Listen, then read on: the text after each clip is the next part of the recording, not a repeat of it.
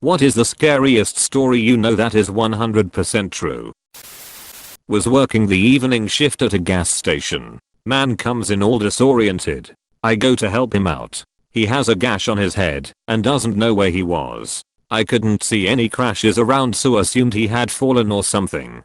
Normally we are supposed to stay inside the glass shielded register area whenever anyone is in the store. I, being a nice human being, went to help while calling the police/EMS. They got there and checked him out. They thought his head may have been fractured. Took him to the ER. I went back to work. Cops stopped back by for some coffee a few hours later. They told me the guy got hit by a baseball bat trying to break into a little girl's bedroom and was wanted for rape and murder in 2 other states. I never left the register area at night again. The Lake Nyos disaster. The lake periodically belches a cloud of invisible carbon dioxide gas that suffocates everything within a 16-mile radius. In 1986, over 1,700 people and all their livestock died without even understanding what was happening to them.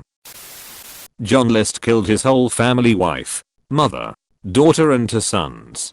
He meticulously planned the whole thing, cancelling all delivery services, excusing the kids from school, and even turned the air conditioning as low as possible to preserve the bodies for as long as possible. After he killed them all, he placed the bodies in sleeping bags and lined them up. He then wrote a letter to his pastor explaining why he had to kill them. He then leaves and isn't heard from again. 18 years later he's remarried and doing the same job as before, but this time he doesn't have any children. He's finally arrested after a tip was given to the FBI. Crazy thing is that, because he planned it so well, the bodies weren't discovered until a month after the murders, so he had a huge head start and essentially started a new life in the same career and was heavily involved in a new church down in Virginia. Took 18 years to capture him. The story of Mary Vincent always stands out to me. In 1978, 15-year-old Mary was hitchhiking. A man named Lawrence Singleton picked her up. He brutally raped her and eventually made her get out of the car. She planned to run, but he noticed and cut both her arms off. He threw her into a ditch/ravine and left her to die. She packed her stumps with mud to stop the bleeding and spent all night crawling out. She eventually makes it to the highway and starts walking, naked and covered in blood. The first car that saw her sped away in fear. The second car was a couple on their honeymoon. They picked her up and she survived. One of my friends had someone following her home, hiding in the bushes so they couldn't be seen. She booked it to her house, got inside, and he was watching the house from the outside.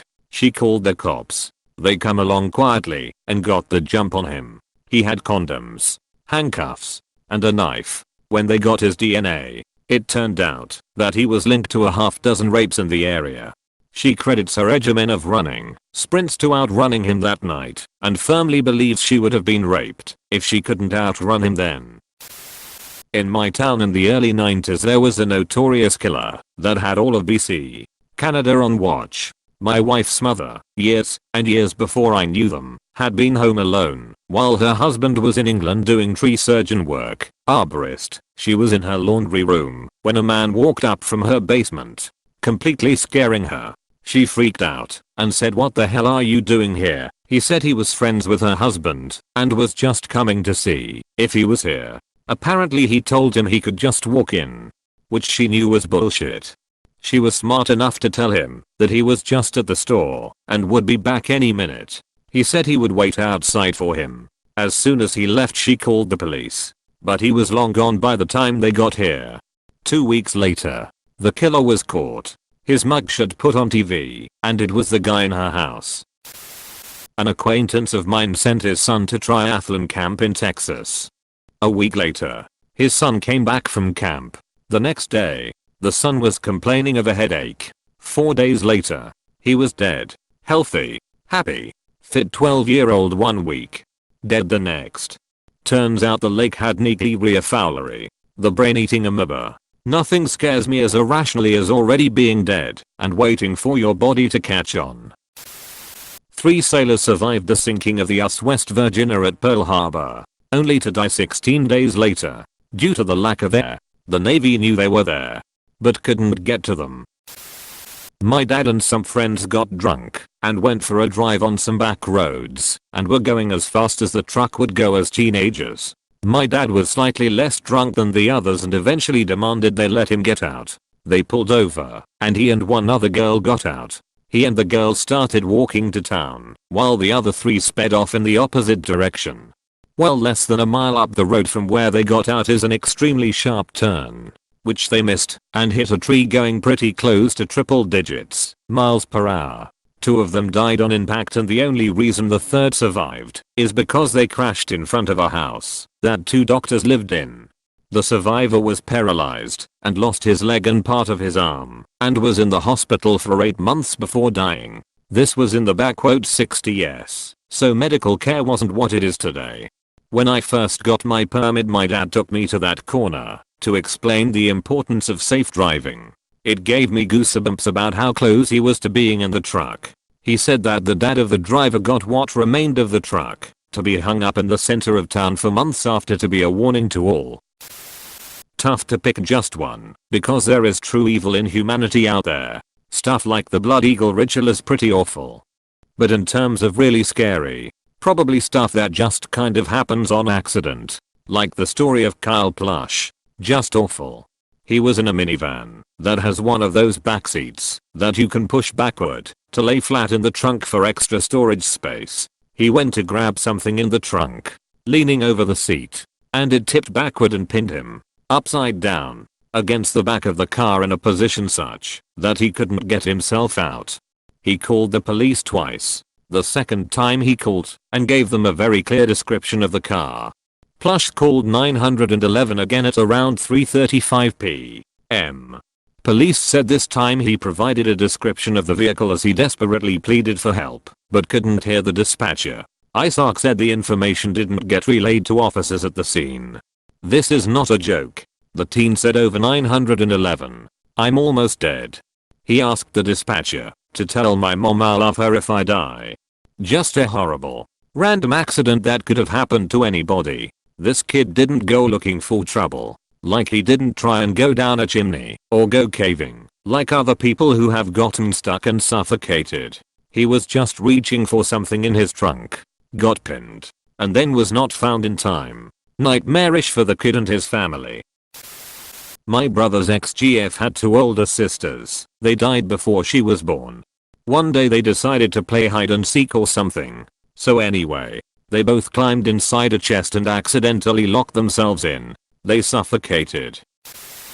This is a hometown story that stayed with me. It happened literally right around the corner from where I grew up. Maybe a 2-minute drive away.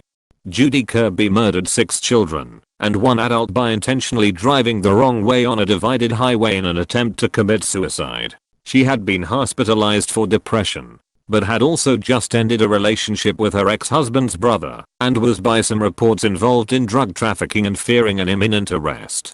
She picked up her sister's son, who was celebrating his 10th birthday that day. She then loaded her 3 children into the car, supposedly to pick up a gift for the nephew. Instead, she went missing with the carload of kids. A short time later, calls started coming into 911 about a car going the wrong way down the highway at a high rate of speed. They made it about 90 seconds before a head-on collision with another vehicle, driven by a father with 2 children and another child along for the ride. The crash annihilated both vehicles. The only survivors were Kirby herself and the child who was along for the ride in the other car. There were pieces of children all over the highway. She was sentenced to 215 years in prison. Years ago when I was 8, my family lived in this big weird house kind of on the edge of a small town. The school district was in the middle of a big restructuring, so even though we were only a couple grades apart, my brother and I went to different schools and took different buses. This left me as the last person to leave in the morning and the first person to get home in the afternoon, which meant it was my job to make sure all the lights were off and the door was locked. One morning I noticed the basement door was open and the light was on, so before I left I turned off the light and closed the door. When I got home that afternoon the light was on and the door was open again. I just assumed that I'd forgotten to actually take care of it when I noticed it in the morning, so I went over to turn off the light and close the door. When I got to the top of the basement stairs I looked, and there was a big shadowy male figure towards the bottom of the staircase. I freaked out, slammed the door, and pushed a bunch of boxes against it, and then went and hid in my closet. For months I didn't tell my family, because I was positive what I had seen was a ghost, and didn't think anyone would believe me.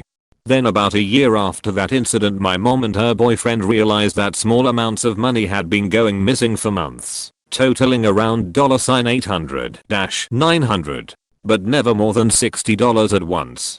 So we all walked around the house with flashlights trying to figure out how they could have gotten in.